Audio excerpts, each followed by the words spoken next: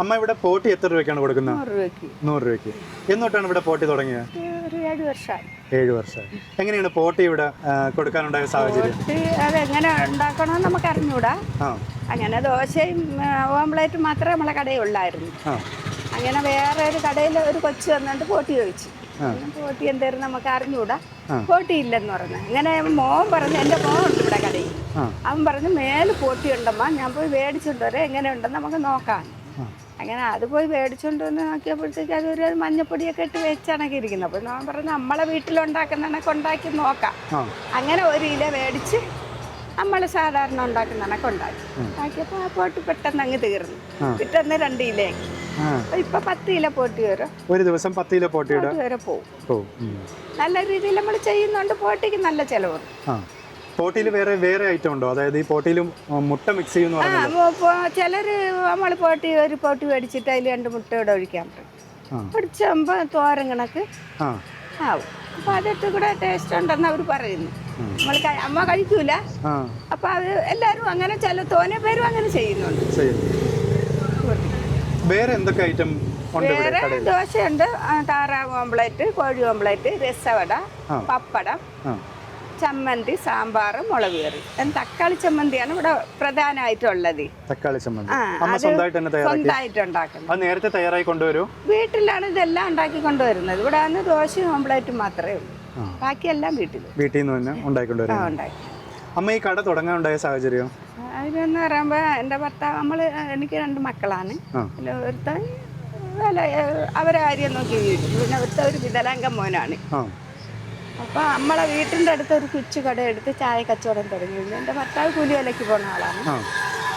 അപ്പോൾ അവിടെ കച്ചവടം കുറവ് വന്നപ്പോഴത്തേക്ക് ഇവിടെ പഞ്ചായത്തിൽ വന്ന് ഞാൻ ചോദിച്ചു, മോൻ്റെ ഇത് വെച്ച് ചോദിച്ചാൽ പറഞ്ഞ് എവിടെയെങ്കിലും അവരിടം നോക്കി പറഞ്ഞു തരാം, അവിടെ വെക്കാൻ പറഞ്ഞു. അങ്ങനെയാണ് താഴെ വെയിറ്റിംഗ് സെറ്റിൻ്റെ അവിടെ നമ്മൾ വെച്ചത്. ഇവിടെ റോഡ് വന്നപ്പോൾ അവിടെ നിന്ന് എടുത്ത് മുകളിലോട്ട് വെക്കാൻ പറഞ്ഞു. അങ്ങനെയാണ് ഇവിടെ വെച്ചത്. അപ്പോൾ ഇപ്പം എൻ്റെ ഭർത്താവ് ആദ്യം ഡയാൽസൊക്കെ ചെയ്ത് ഇരിപ്പാണ്. പിന്നെ രണ്ടാമത് ഇപ്പം വീണ് തൊടയിൽ കമ്പിയൊക്കെ ഇട്ട് കിടപ്പാണ്. അമ്മയുണ്ട്, അമ്മ എൻ്റെ കൂടെ ക്യാൻസറാണ്. അമ്മയ്ക്ക് ജീവിക്കാൻ നിവർത്തിയില്ല. നമ്മുടെ ഉപജീവന മാർഗമായിട്ട് നമ്മളത് ചെയ്തു പോകുന്നു. ഇവിടെ എത്ര മണിക്ക് ഇവിടെ തുറക്കുക കട? ഇവിടെ 6 മണിയാവും. നമ്മൾ 5 മണി 5:30 ആയാണ് അവിടെ നിന്ന് ഇറങ്ങുന്നത്. വേറെ ആരും ഇല്ല. അമ്മയാണ് ഇതെല്ലാം ചെയ്ത് ഒരുക്കി കൊണ്ടുവരും. ഇതെന്റെ അനിയത്തി, മാമന്റെ മോന്റെ പെണ്ണാണ്. അവളുകൂടെ എനിക്ക് സഹായിക്കാൻ വരും. രണ്ടുപേരും ഉണ്ടാവും. അങ്ങനെ പിന്നെ അങ്ങനെ അത് പോണം. അപ്പൊ ഇപ്പം മാസം തോറും ഭർത്താവിനെയും കൊണ്ടുപോകണം, അമ്മേനെയും കൊണ്ടുപോകണം. ഇതുകൊണ്ട് തന്നെ ജീവിക്കുന്ന, വേറെ വഴിയൊന്നും. ഒരു കഷ്ടപ്പാടിൽ ഇങ്ങനെ ആവത്തില്ല. അമ്മയ്ക്ക് കാല് വയ്യാക്കള, കാല് നിന്ന് കാല് ഇതായി. അത് വലിയ പ്രശ്നമായിട്ട് ആശുപത്രിയിൽ പോയോണ്ടിരിക്കുകയാണ്. ഡെയിലി തുറക്കാനും ചിലപ്പോ പറ്റില്ല. എല്ലാ ദിവസവും തുറക്കാൻ പറ്റൂല. അമ്മയ്ക്ക് വയ്യെങ്കിൽ പിന്നെ വേറെ ഉണ്ടാക്കാനൊക്കെ ആൾക്കാരില്ല. അങ്ങനെയുള്ള ബുദ്ധിമുട്ടൊക്കെ ഉണ്ട്. ഇത് പൊന്നമ്മച്ചിയുടെ മുമ്പ് നമുക്ക് കിട്ടിയ ഒരു വലിയ ഭാഗ്യമായിട്ടാണ് കരുതി ജീവിച്ചു പോകേണ്ടത്. പഞ്ചായത്തില് പെർമിഷൻ മേടിച്ചിട്ടാണ് ആദ്യമായിട്ട് കട തുടങ്ങുന്നത്. പഞ്ചായത്തിൽ താഴെ വെക്കാൻ അവരെ ഇടമല്ലേ. അങ്ങനെ ഞാൻ പോയി ചോദിച്ചപ്പോൾ പറഞ്ഞ് ആലോചിച്ചിട്ട് പറയാന്ന് പറഞ്ഞു. പിന്നെ അവരാലോചിച്ച് ഇവിടെ ഒരു സ്ഥലം, എൻ്റെ ചേച്ചിയുടെ ഒരു മോൻ പാർട്ടിയുടെ മെയിൻ ആളാണ്, ഇവിടുത്തെ AD സെക്രട്ടറിയും ബാങ്കിൽ ജോലിയുള്ളവനുമാണ്. അവൻ്റെ കൂടെ പറഞ്ഞ്, അഖിൽ എന്നാണ് പേര്, മോൻ്റെ കൂടെ പറഞ്ഞ് ഒരു സ്ഥലം നോക്കി അവരൊക്കെ കച്ചവടം ചെയ്യാൻ പറയാം. അങ്ങനെയാണ് താഴെ കൊണ്ടുവച്ച് കച്ചവടം.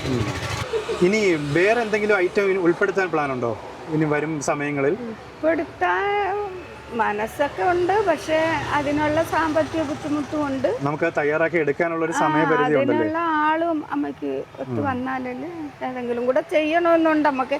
ഇതിപ്പോ ഒരു 5 കിലോ അരി ആട്ടിക്കൊണ്ടുവരുന്ന മാവില് ബണ്ടുകൂലി തന്നെ ഒരു ദിവസം 700 രൂപയാവും. 700 രൂപയാവും 3 നേരം പോയി വരുന്നതിന്. പിന്നെ ഇതിനൊക്കെ തുച്ഛമായ പൈസ എനിക്ക് എൻ്റെ ദുഃഖം കണ്ടുകൂടാ എനിക്ക് സഹായിക്കുന്നതിന്.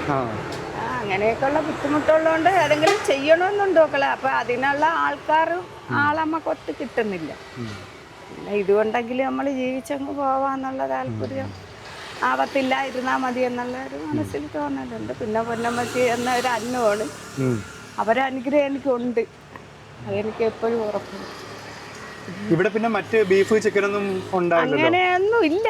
പക്ഷെ നമ്മളെ പോട്ടി എല്ലാവരും തന്നെയാണ് മെയിൻ ആയിട്ട് ചോദിക്കുന്നുണ്ട്. ചോദിക്കുന്നുണ്ട്. നമ്മളെ പോട്ടിയും നമ്മളെ ഭക്ഷണമൊക്കെ നല്ലതായതുകൊണ്ട് വന്ന് ചോദിക്കുന്നുണ്ട്, ബീഫുണ്ടോ ചിക്കൻ ഉണ്ടോ എന്നൊക്കെ ചോദിക്കുന്നുണ്ട്. അമ്മ ഉണ്ടാക്കിക്കൊണ്ട് വന്നാൽ ചിലവാകും.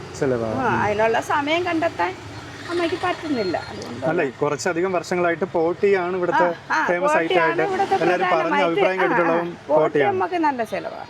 പോട്ടി തന്നെയാണ് എല്ലാവർക്കും നല്ലൊരു അഭിപ്രായമുള്ളത്. ഈ കട ഒരുപക്ഷെ അറിയപ്പെടുന്നത് ഈ പോട്ടിയുടെ ഒരു പ്രാധാന്യം കൊണ്ടാണ്. അമ്മേരെ പോട്ടിക്ക് ഒരുപാട് ദൂരെ എന്നൊക്കെ പോയപ്പോ അപ്പൊ ഈ കൊച്ചിക്ക് വന്ന് വീഡിയോ പിടിച്ചിട്ടതിന് ശേഷം ഒരുപാട് പേര് അത് കണ്ടുവരുന്നുണ്ട്.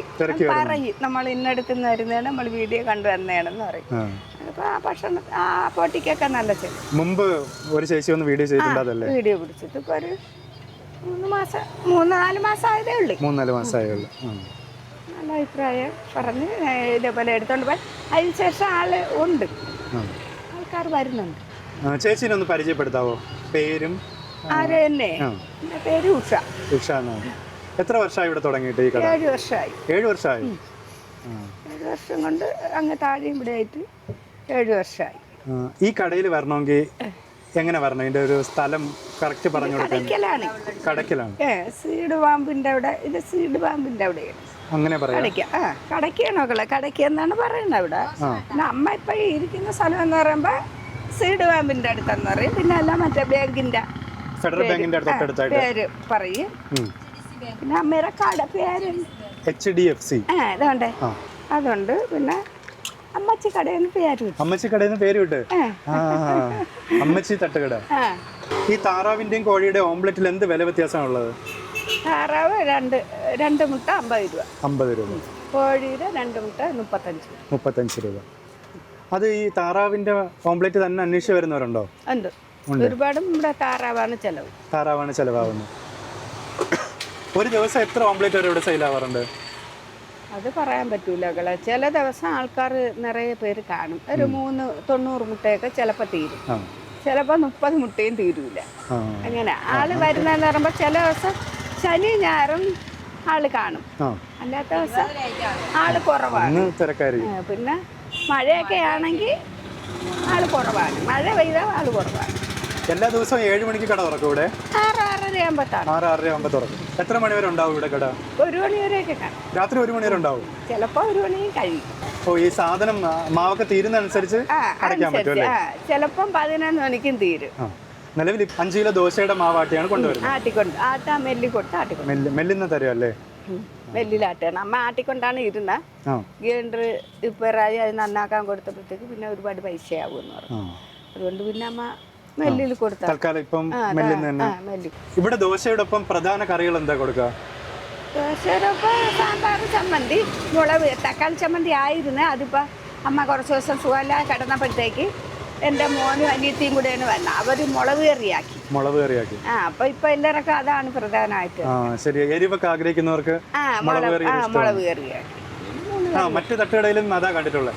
അതായത് ചമ്മന്തി ഉണ്ടാവും, സാമ്പാർ ഉണ്ടാവും, പിന്നെ ഒരു മുളക് കറിയായിട്ട് മുളകില് ഉള്ളിയൊക്കെ ഇട്ടിട്ട് എണ്ണയും അതെ ഒരു എരിവായിട്ട് കിട്ടും. അപ്പൊ എരി ആഗ്രഹിക്കുന്നവർക്ക് അത് ഇഷ്ടമാണ്. കറിയാണ് ഏറ്റവും ഇഷ്ടം. ഇവിടെ ഏറ്റവും കൂടുതൽ തിരക്ക് വരുന്ന ദിവസം ഏതായിരിക്കും? ശനി ഞായർ പൊതുവെ. പിന്നെ നമ്മുടെ കടക്കിൽ തിരുവാതിരയൊക്കെ വരുമ്പോഴത്തേക്ക് ഉത്സവ സമയത്ത് 10 ദിവസവും തിരക്കാണ്. അന്ന് രാത്രി എങ്ങനെ എത്ര സമയം ഫുൾ ടൈം വെളുക്കോളം ഉണ്ടാവും? 5 മണി വരെ കാണും. 5 മണി വരെ. ഈ ഒരു കടയിലോട്ട് വരാനായിട്ടേ ഞാൻ ഈ അമ്മയുടെ നമ്പർ ഈ കടയുടെ നമ്പർ വീഡിയോയുടെ ഉൾപ്പെടുത്തി കിട്ടാം. അപ്പോഴത്തേക്ക് വരുന്നവർക്ക് വിളിച്ചിട്ട് വരാമല്ലോ.